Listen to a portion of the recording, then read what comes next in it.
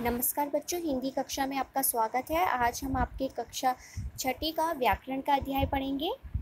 पाठ 18 वाक्यांशों के लिए एक शब्द। बच्चों, किसी भी लंबे कथन अथवा वाक्यांश को एक ही शब्द में लिखना या प्रस्तुत करने की कला को अनेक शब्दों के लिए एक शब्द कहते हैं। जैसे कि मेरा मित्र मानव काम करने से जी चुराता है। वह ऐसा व्यक्ति है जिस पर विश्वास नहीं किया जा सकता। भगवान उसे सद्बुद्धि प्रदान करे ताकि वह अच्छा आचरण करने लगे। बच्चों, ये अनुच्छेद लंबे लंबे कथन से भरा हुआ है।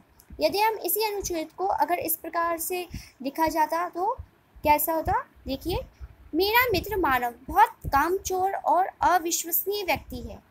भगवान उसे सद्बुद्धि प्रदान करे ताकि वह सदाचारी बने। तो इस तरह उपयुक्त कथन की नीरसता का स्थान रोचकता ले लेगी और भाषा भी सुसंगठित और कलात्मकता से परिपूर्ण होगी।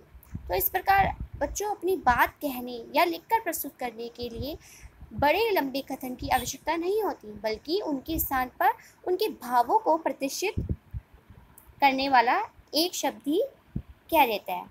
जैसे कि इसकी परिभाषा देखते हैं। अनेक शब्दों वाक्यों के स्थान पर अकेले ही प्रयुक्त होने वाले शब्द अनेक शब्दों के लिए एक शब्द अथवा वाक्यांशों के लिए एक शब्द कहलाते हैं। जैसे कि ये आपके चित्र में दिखाया गया है, नाव चलाने वाला नाविक, जो इसके लिए प्रयोग किया गया है वाक्यांश के लिए एक शब्द क्या है? नाविक। आकाश में उड़ने वाले नभचर, शिव का भक्त शैव, पानी में चलने वाला यान जलयान। इसी प्रकार से अन्य उदाहरण देखते हैं बच्चों।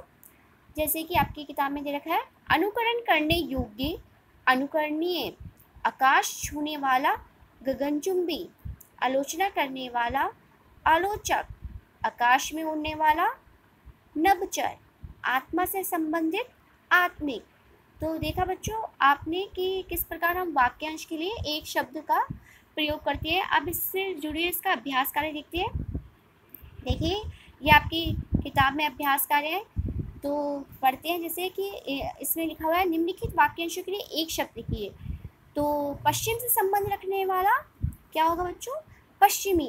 निरीक्षण करने वाला निरीक्षक, जिसे भेदा ना जा सके अभेद्य, जो सब कुछ जानता हो सर्वज्ञ, जिसके दिल में दया हो दयालु, जो विश्वास करने योग्य हो विश्वसनीय। इसी प्रकार से अब हमें वाक्यांश लिखने हैं। शब्द दे रखे हैं तो वाक्यांश लिखने हैं। जैसे कि शब्द दे रखे हैं अतृप्त, तो इसके लिए वाक्यांश क्या होगा? जो कभी तृप्त ना हो। सहपाठी, सहपाठी कौन होते हैं बच्चों? जो साथ पढ़ने वाला, मतलब कि साथ पढ़ने वाले को हम सहपाठी कहते हैं। कुमार्गी, गलत रास्ते पर चलने वाला। आत्मिक, आत्मा से संबंधित। अजात शत्रु, जिसका कोई शत्रु ना हो। मरणासन, जो मृत्यु के निकट हो। दुर्लभ, जिसे पाना कठिन हो। विशेषज्ञ, किसी विषय का पूरा ज्ञान रखने वाला। अमर, जो कभी ना मरे। अजर, जो कभी बूढ़ा ना हो। अभेद्य, जिसे भेदा ना जा सके। और अप्राप्य, जिसे प्राप्त करना कठिन हो।